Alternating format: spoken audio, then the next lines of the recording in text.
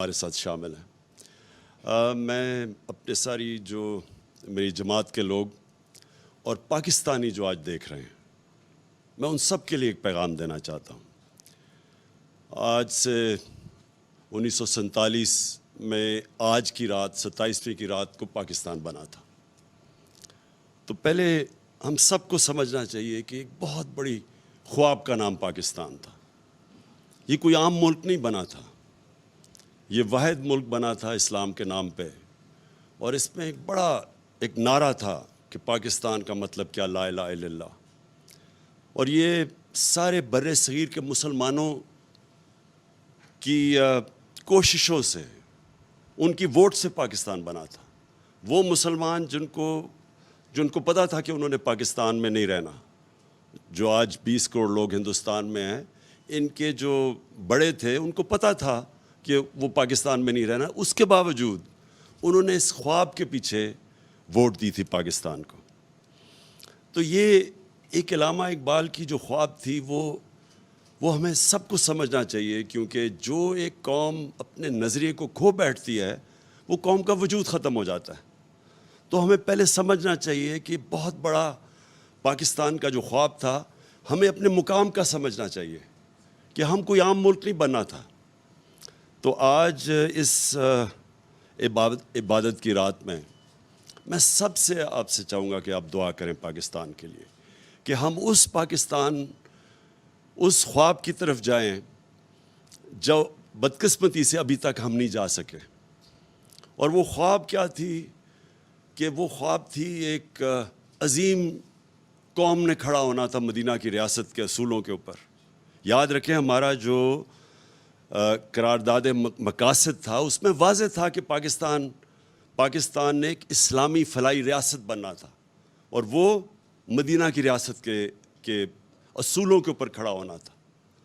تو وہ جو تھی مدینہ کی ریاست، وہ ایک نبی صلی اللہ علیہ وسلم کی سنت تھی کہ اللہ نے ہمیں حکم دیا تھا کہ ان کے قدموں پہ، ان کے شریعہ پہ، ان کے راستے پہ چلو۔ تو مدینہ کی ریاست ان کی سنت تھی۔ اور وہ کیوں اللہ نے ہمیں حکم دیا تھا؟ کیونکہ وہ ریاست نے بنیاد رکھی تھی دنیا کی سب سے عظیم سویلائزیشن۔ مسلمان نے کئی 100 سال دنیا کی امامت کی، ہر طرح سائنسدان بھی ٹاپ مسلمان تھے، ہر کلچر میں، تہذیب میں سب سے آگے تھے۔ تو اس کی بنیاد رکھی گئی تھی مدینہ میں۔ تو یہ پاکستان کو اس اصولوں پہ ہمیں کھڑا کرنا چاہیے تھا۔ تو اس کا جو سب سے بڑا اصول، جو نعرہ تھا پاکستان کا مطلب کیا، لا الہ الا اللہ۔ ہمیں پہلے لا الہ الا اللہ کا مطلب سمجھنا ہے۔ لا الہ الا اللہ کا مطلب کہ جب آپ اللہ کے سوا کسی کے سامنے نہیں جھکتے، انسان آزاد ہو جاتا ہے۔ اور جو ہماری یہ زنجیریں جو ہمیں زمین پہ رکھتی ہیں، یہ جب تک لا الہ الا اللہ کا مطلب ہم نہیں سمجھتے، وہ زنجیریں ٹوٹتی نہیں ہیں۔ تو ایک انسان اپنے پورے مقام پہ نہیں پہنچ سکتا۔ نبی صلی اللہ علیہ وسلم نے مدینہ کی ریاست میں انسانوں کی زنجیریں توڑ دی تھیں۔ تو وہ ان کو پر لگ گئے تھے، ان کی پرواز شروع ہو گئی تھی، وہ اقبال کے شاہین بن گئے تھے۔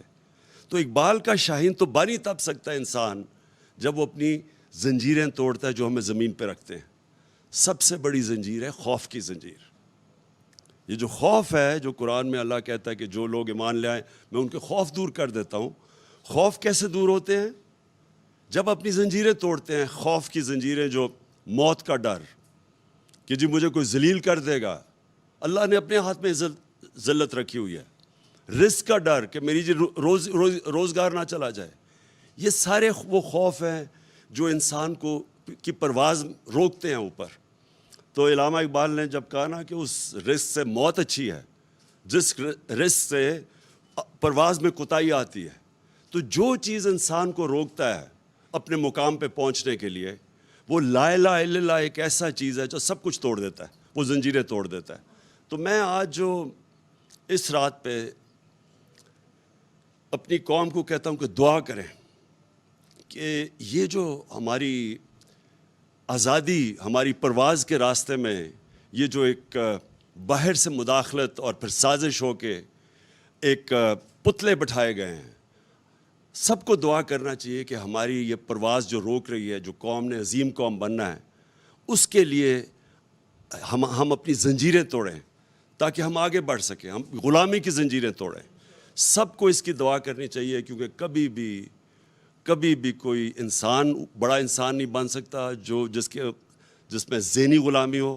کوئی قوم بڑی قوم نہیں بن سکتی جو کہ غلام ہو، جس کے ذہن میں غلامی ہو، جس کی زنجیریں بندھی ہوئی ہوں کہ جی ہم کیونکہ بیکاری ہیں تو ہمیں غلامی کرنی پڑے گی، بیگرز آر ناٹ چوزرز، یا کہیں جی ہم لائف سپورٹ مشین ہے تو ہمیں غلامی کرنی پڑے گی. یہ ساری چیزیں وہ ہیں جو کہ ہمارا جو مقام ہے، ہماری جو خواب ہے پاکستان، اس خواب کے اوپر پہنچنے کے لیے ہمیں روک رہی ہیں. تو آج میں نے خاص مولانا صاحب آپ کو بھی اس لیے دعوت دی کہ قوم کی دعا کریں، قوم کے لیے دعا کریں. میں اپنی پارٹی کی اب بات نہیں کر رہا، میں اپنے پاکستانیوں کے لیے دعا کر رہا ہوں. اور میں چاہتا ہوں آپ دعا کریں کہ وہ جو ہم نے بننا تھا اس راستے پہ ہم پھر واپس جائیں.